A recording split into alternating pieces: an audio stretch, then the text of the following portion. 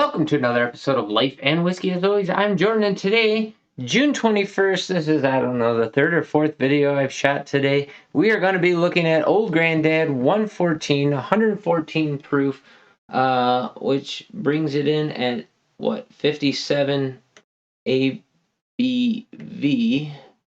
And, let's see, I bought this back in March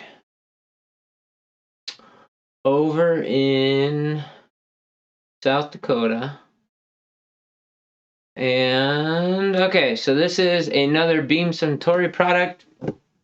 Just came off the heels of Baker's Old Granddad. Picked this up for $31.49.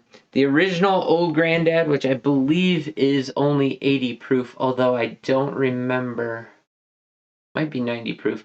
I don't recall off the top of my head, but could get that for $19.39. And then there's also an Old Granddad bottled in bond, which I can get here locally in town as well.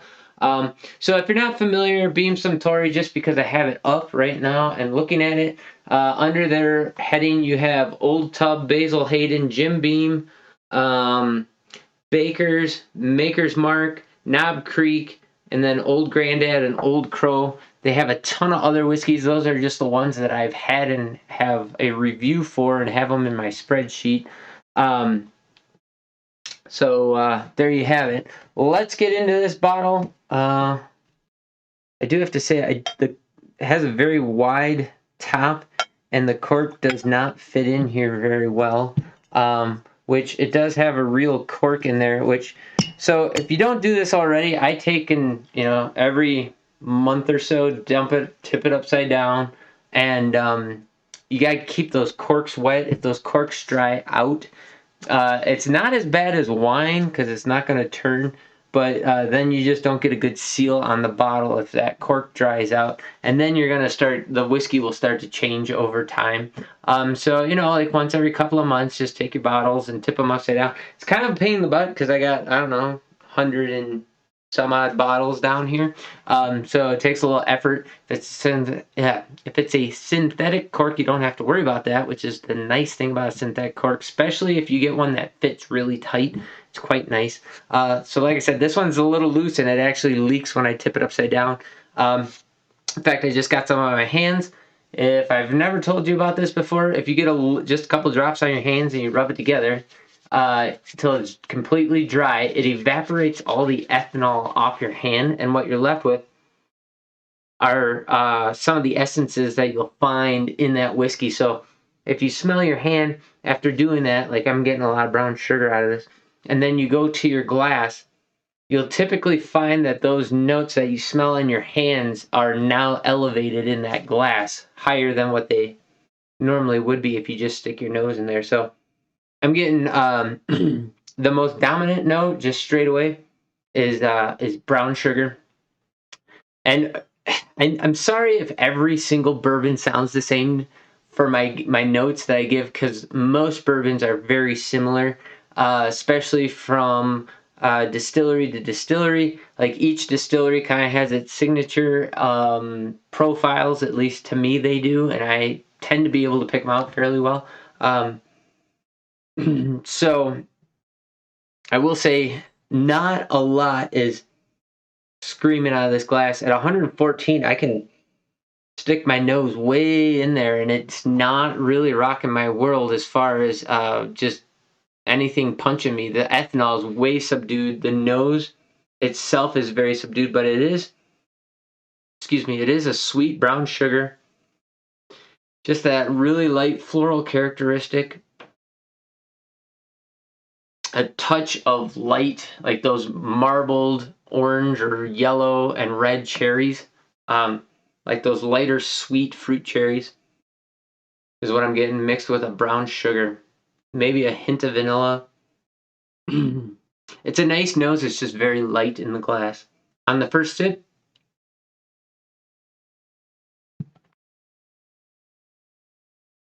ethanol kind of came forward on that. But for the first 3/4 of the flavor profile, It was a bit watery thin without much going on. The ethanol picked up, and right at the same time that the ethanol started to have a little bit of burn on my tongue, it immediately had undertones of sweet vanilla and caramel. And it, like right now, it's still all caramel. No real tannic notes in there at all. Black pepper spice on the tongue along with that ethanol ding, but a lot of really sweet notes in there. The vanillas, caramels, brown sugars kind of all blending together in one fashion or another. Not getting a lot of fruit, not getting that cherry on the flavor, um, which is okay. Very caramel in that glass now. That brown sugar is given way to like a creamy, homemade Christmas caramel kind of a nose.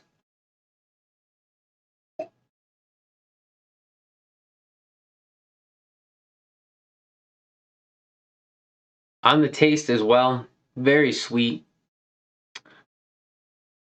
Vanilla first, then a caramel, and then it moves into a brown sugar with a slight tannic bitterness that then immediately goes into that pepper finish with that ethanol ding. Now, since this is at 114, I think we can get away with putting a little bit of water in there. See what that does. If you have an eyedropper, I highly suggest one for if you're drinking high proof whiskey. Proofing stuff down, even low proof whiskey, you never know what you're going to get out of it. A lot of whiskey judges will actually, like, even if they're drinking an 80 proof whiskey, they'll proof it down to 20-30% solely so that they can get just the essence of the whiskey without the ethanol. They want the the nose and the palate they want the flavors and the nose notes to come out, and they don't want it to be interrupted by that ethanol. It didn't really do anything to change the nose at all. It's still extremely light and caramel. It might have fortified that caramel a little bit. It made it a little bit creamier. On the taste,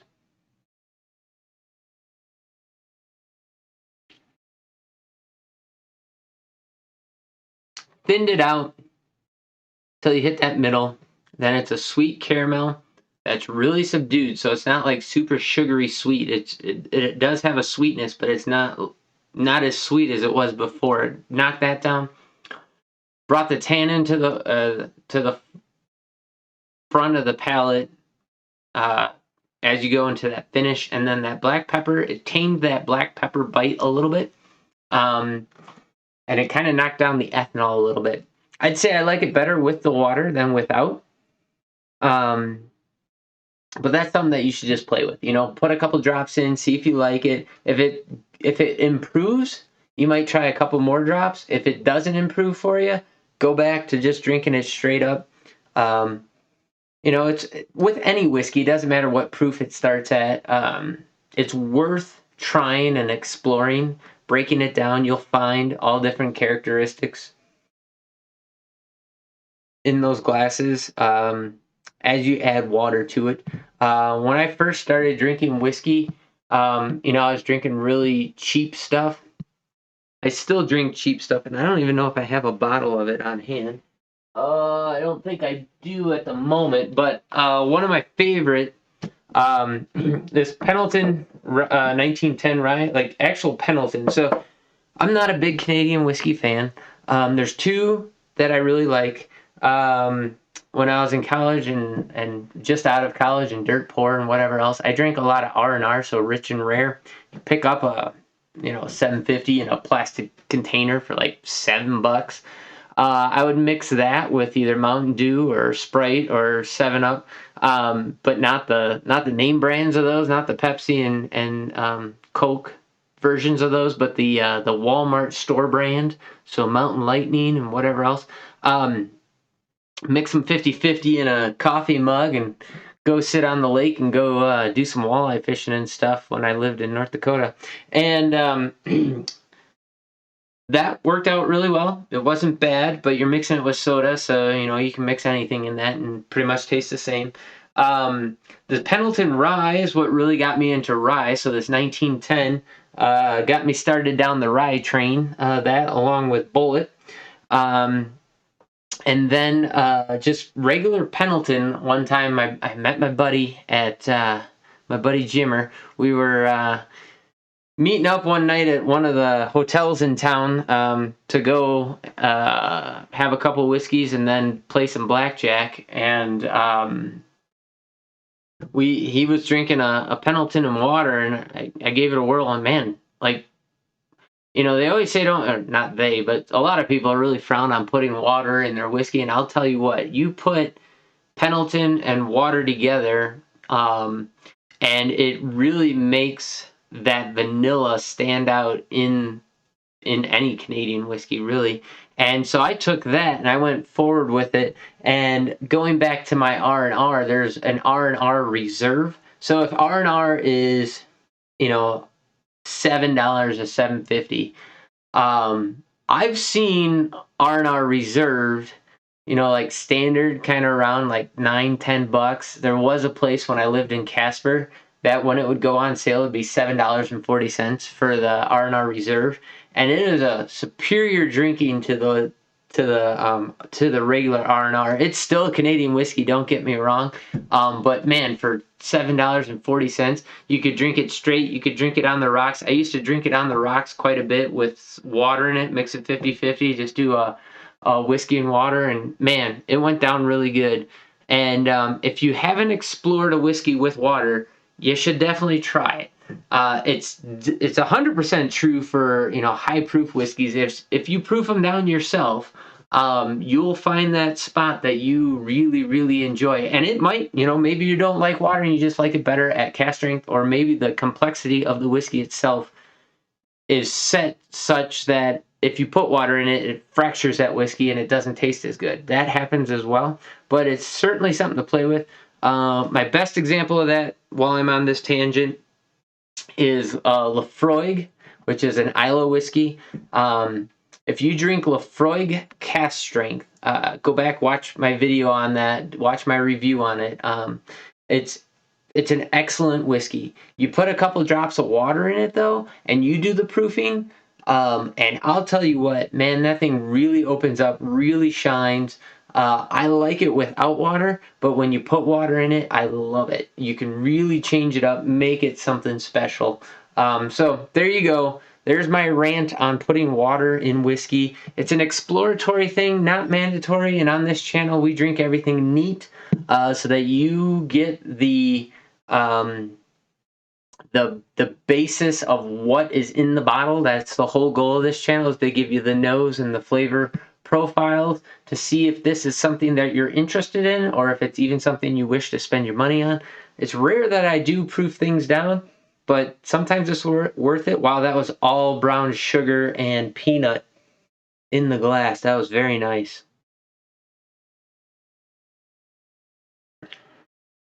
On the taste, all brown sugar, all sweet notes.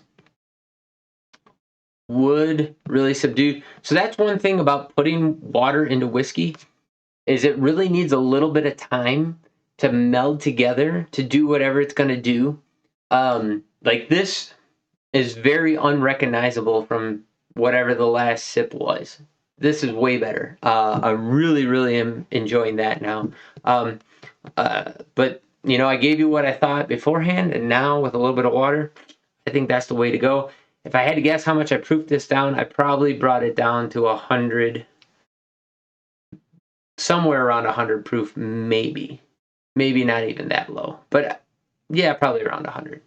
But anyways, there you go. Old Granddad 114. Picked it up for money. Let's see, what did I pick it up for? $31.49. You know what? For $30, that's not a bad bottle of whiskey. 114 proof. There's not a lot of them that you'll find under under $35 for that. So there you go. It's a good value. Definitely check it out. A little bit of water sweetens it up, so if you're into sweeter whiskeys, maybe you want to check that out. Drop in the comments down below it. You can find a bottle of Old Grandad 114.4 in your area. Also check out the Bottled and Bond and then the regular 80 proof Old Grandads as well. Like I said, I'm pretty sure I did not do the Bottled and Bond because I don't see it on my list, but I did the 80 proof. Check out that review. I thought it was pretty good. And just for reference, you know, it's $19.39 just for the regular 80 proofer. Also not a bad price. Let's see, drop in the comments what you could get it for. Oh, also what your experiences with Old Grandad 114 are. I know a lot of YouTube channels are calling this the best value in whiskey or close to it. I'd say it's pretty good. I still think the Old Forester Signature 100 is probably better, but that's just my personal preference. But yeah, let me know what you think. And as always, like, comment, subscribe, share, do all that good stuff. Check out Life and Whiskey on BitChute Minds and hopefully someday Rumble. And stay safe. Stay paying attention to the world around you as things are changing. Like I said, it's June 21st. Stock market's going down. Everything's going down. World's going to get interesting here. We'll say that going forward. So, yeah. Thanks for watching. Have yourselves a great day. And we'll catch you in the next video.